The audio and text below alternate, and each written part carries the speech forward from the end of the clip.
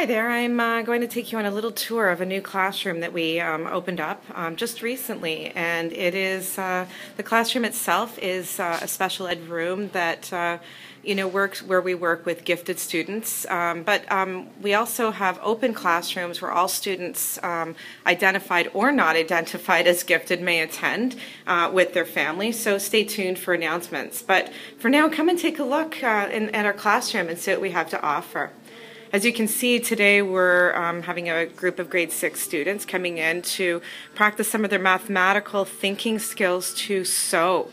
And we're also going to be practicing the dexterity and the fine motor skills involved in sewing, both hand stitching and using some of the machines that we've been given, many of them donated, thankfully, including many of the materials here.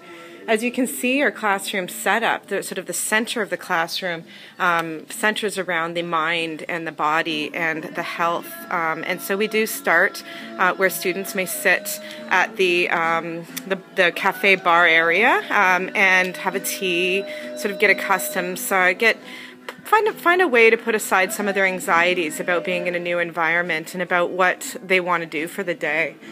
Today we're actually going to be having some fruit smoothies, and the kids are going to look at recipes that actually help learning, which might be a fun inquiry.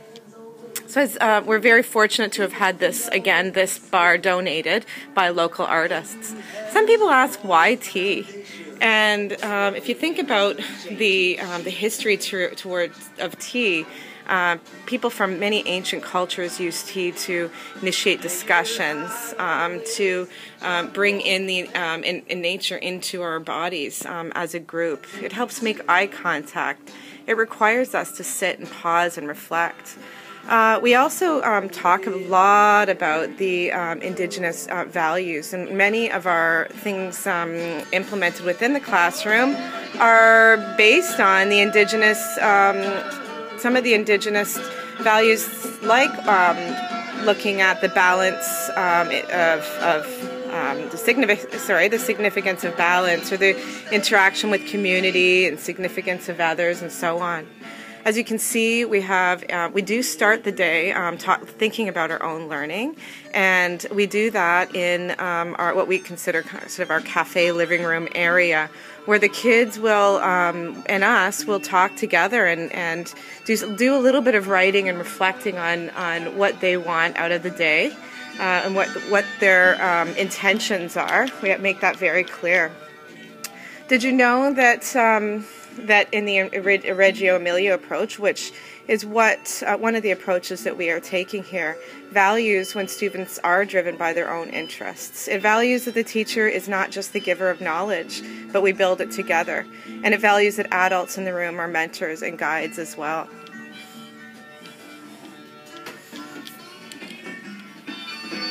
We also know that alternative seating, which was what we provide, is linked to higher academic performance, better health, and improved behavior.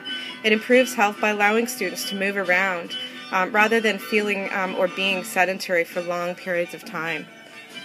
As you can see, we are very fortunate in this classroom to have lots of windows, which also means lots of plants and opportunity to bring some of the nature into the classroom. I wonder if you knew that potted plants can reduce sick leave amongst teachers and students. There are many benefits to having plants, but if anything, we know the research about bringing plants in or bringing nature and how nature can impact our brain. We also value music and encourage many of the students to take on a musical skill. We have guitars that have been donated. This piano is one thing we did purchase through a grant. We also have a puzzle station just to help kids create, sort of practice some of their spatial reasoning and collaboration, of course. So you can see there's small little areas where kids can work together. The sun's beaming in. It's kind of a nice atmosphere here. We created an art center by using a little plank of wood and just attaching it to the windowsill. Kids love sitting here and looking outside at the community, especially when they can draw some of the buildings that they see out. We're right downtown Hamilton. We do have a smart board.